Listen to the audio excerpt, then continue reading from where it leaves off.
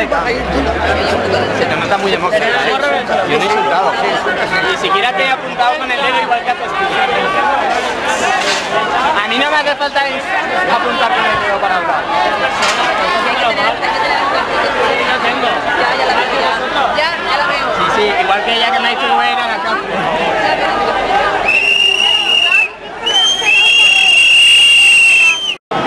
¿Qué le va a denunciar? Yo le he preguntado a la alcaldesa si había venido el caminito del arma o se había quedado en la cárcel. Y ella me ha dicho, con toda su democracia y todo su talante, que el que iba a ir a la cárcel iba a ser yo por decir mentiras. Que no sé cuál es la mentira, yo simplemente formulo una pregunta.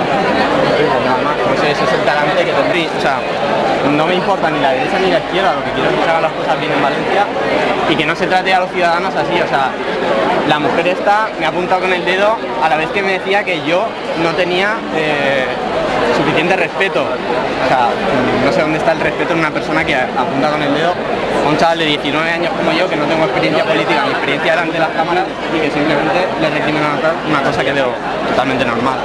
¿Qué es lo que le falta a Benimaclet? A Benimaclet lo que le falta, pues, cultural.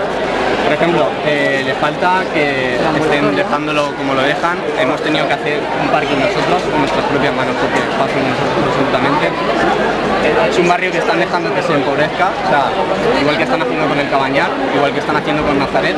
Todas esas zonas ha pasado la Fórmula 1 por al lado, dejando ese barrio tal cual estaba. O sea, han hecho una calle de 4 carriles que sí, me parece muy bien para que tenga un coche potente como el señor Costa, pero no sé, para los demás no lo veo. O sea, lo único que veo son grandes edificios que de aquí 10 años se van a quedar anticuados y no van a servir para nada. Lo único que van a servir es para decir, mira, aquí estuvo el hemisférico y ahí se inundó. O sea, y ya está, no sé.